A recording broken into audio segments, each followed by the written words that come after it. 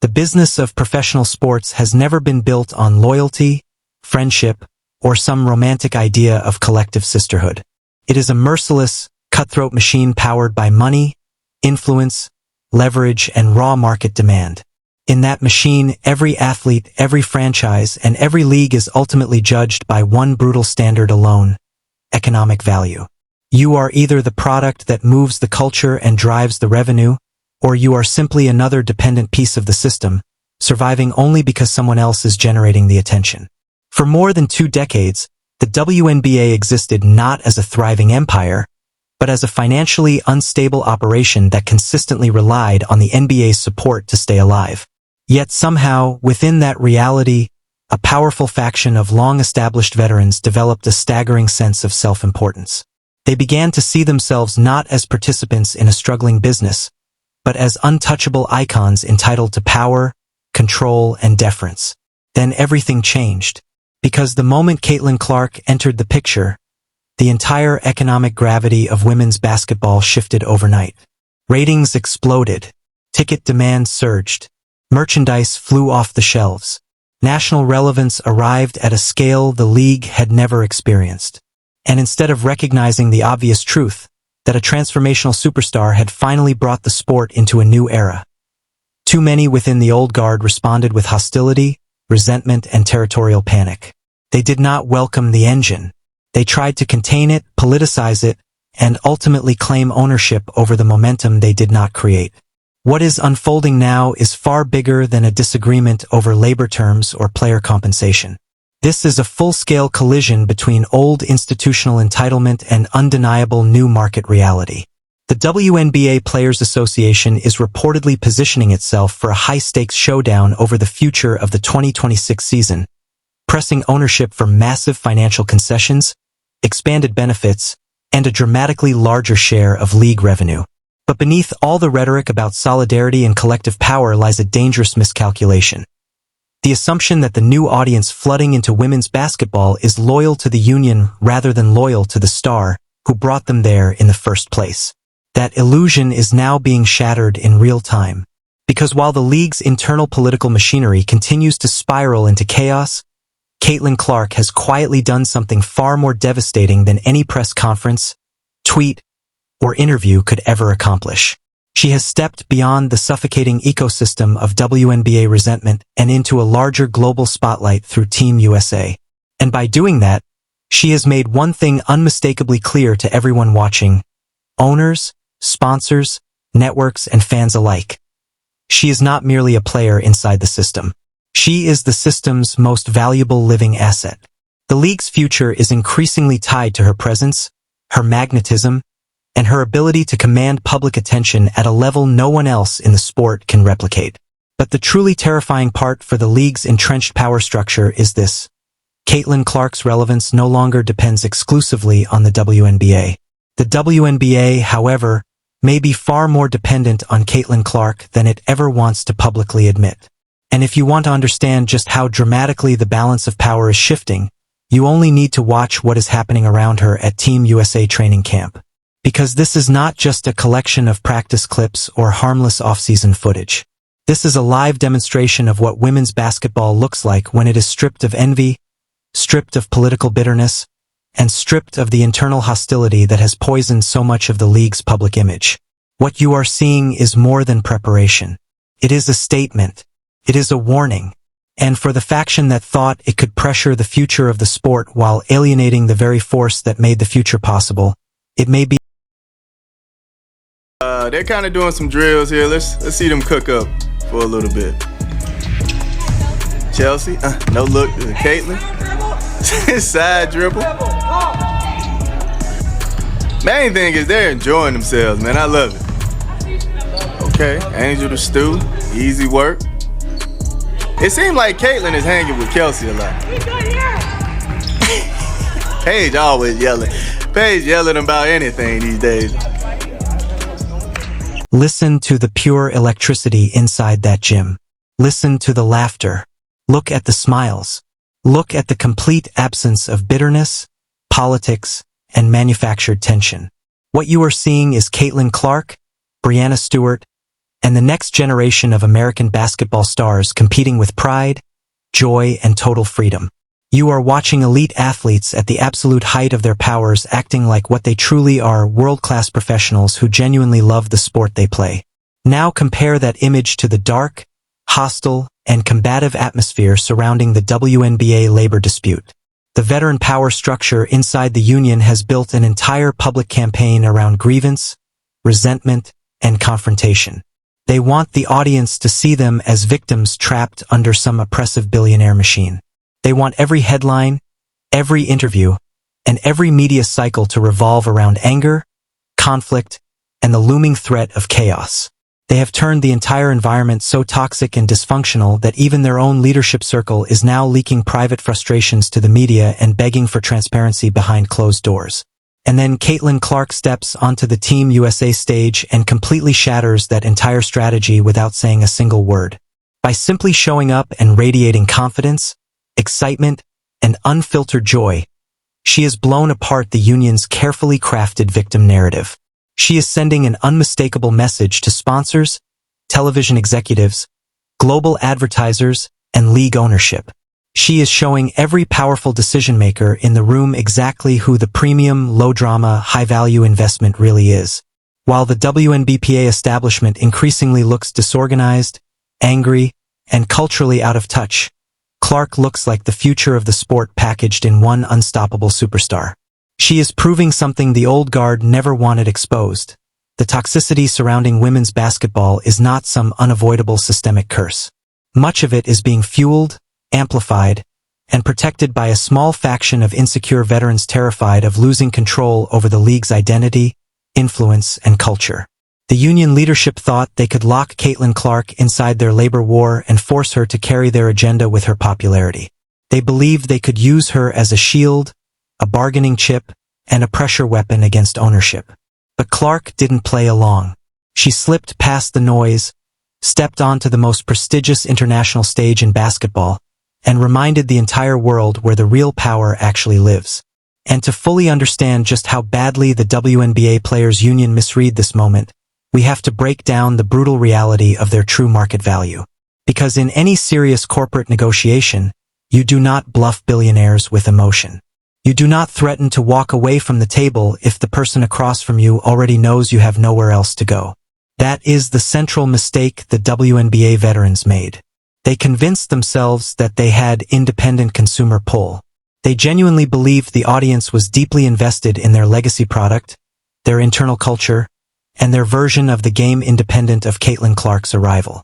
And we know they believed it because they actually put that theory to the test. They launched Unrivaled, their own separate 3-on-3 basketball venture, as a supposed proof of concept.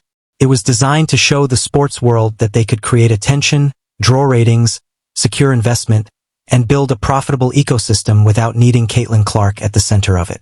Instead, the result was a complete and humiliating market correction. The ratings cratered almost immediately. The broader American audience took one look at the product, noticed that number 22 was nowhere to be found, and collectively decided it was not must-watch television. The executives and broadcast partners who had poured money into the project expecting to capitalize on the momentum of women's basketball were left staring at a product that simply did not convert curiosity into sustained national demand. And as if the financial disappointment was not damaging enough, the physical risk became even more alarming. Key franchise stars like Aaliyah Boston ended up dealing with injury concerns in games that carried no real championship weight, no meaningful league value, and no strategic upside. That transformed the entire venture from a failed business flex into a dangerous liability. The veterans believed they were playing a power card. In reality, they exposed themselves. They used their own platform, their own timing, and their own resources to prove something devastating in front of the entire sports business world. Without Caitlin Clark, their ability to command mainstream national attention drops off a cliff. And that is exactly why everything changes the moment the real economic engine of... Mind you, look at the teams while y'all looking too. Look, Angel knocking them down, dog. I know it's quick. Caitlin with the game winner. Caitlin with the game winner, dog. Got the stun on him. Come on, man. Caitlin Clark with the game winner. And that, right there, is the whole business model. That is the product. That is the singular force that justifies a multi-billion-dollar television deal. That is the once-in-a-generation superstar who can bend the entire global sports economy in her direction with one shot, one clip, one moment. Every WNBA owner, Adam Silver, Kathy Engelbert, Joe Tsai, Matt Ishbia, all of them are watching that Team USA footage and doing the only thing billionaires ever do when they see undeniable value: the math. Because when they watch Caitlin Clark drain a game winner in a simple practice sequence and instantly set the internet on fire, they are not just watching a basketball player. They are watching valuation. They are watching brand expansion. They are watching leverage. They are watching the one athlete in that league who can single-handedly move ratings, merchandise, sponsorships, ticket sales, and media rights in a way nobody else on that roster can even come close to replicating. And if the WNBA Players Association actually follows through with its threat to strike on March 10th, the owners are not going to react with fear. They are not going to fold. They are not going to surrender to pressure simply because the union thinks it has discovered some hidden source of power. Why? Because the owners understand the brutal truth that nobody inside the league office wants to say out loud. The only asset they truly cannot afford to lose is Caitlin Clark. And Caitlin Clark is the one player in this entire standoff who is completely protected from the league's internal collapse. If the 2026 WNBA season gets delayed, shortened, or outright canceled, it is not Clark who suffers. It is the veterans. It is the mid-tier players. It is the people whose relevance is tied directly to the league remaining functional. They lose game checks. They lose endorsement visibility. They lose media oxygen. They lose the financial lifeline they are currently demanding the league subsidize through housing, travel, and expanded salary structures. They lose all of it. And for many of them, there is no backup plan waiting on the other side. But Caitlin Clark? She loses almost nothing. If the WNBA implodes, she simply takes her audience elsewhere. Her fan base does not disappear. Her cultural pull does not disappear. Her value does not disappear. That audience follows her instantly to international basketball, off-season showcases, Olympic-related coverage, World Cup qualifiers, special events, documentaries, brand campaigns. Anywhere she goes, the attention goes with her. And the networks know it. The executives know it. The sponsors know it. They are not investing in the abstract concept of women's basketball as a moral obligation. They are investing in star power, and Caitlin Clark is the center of gravity. She is the ratings engine. She is the click-through rate. She is the ticket demand. She is the one undeniable commercial property the league has produced at a level that actually changes the economic equation. That is why this entire labor standoff looks so reckless from the outside. The WNBA union is trying to sit at a high-stakes poker table without realizing they are bluffing with borrowed chips. They are attempting to pressure billionaires while standing on an economic foundation that has already been exposed as dangerously fragile. And what makes it worse is that the product itself has now been separated from the institution. Caitlin Clark has become bigger than the machine trying to contain her. Bigger than the old media gatekeepers. Bigger than the legacy hierarchy. Bigger than the unwritten political rules that have governed that league for years. The owners know it. The fans know it. The television executives know it. And whether the veteran establishment wants to admit it or not, the market has already made its decision. And that leads directly into the most explosive truth at the center of this entire situation. The one reality mainstream sports media refuses to touch because it would force them to admit what this fight is really about. This is not just about labor. This is not just about fairness. This is not just about the future of women's sports. If it were, the majority of working players would be unified around getting a deal done and getting back on the floor as quickly as possible. In fact, many of them are. The younger players want stability. The fringe roster players want contracts. The unsigned players want jobs. The agents want movement. The rank and file want certainty. A huge percentage of the league is still waiting for clarity, waiting for opportunities, waiting for the business of basketball to actually function. But the loudest militant voices in the veteran leadership are not operating from a place of long-term economic strategy.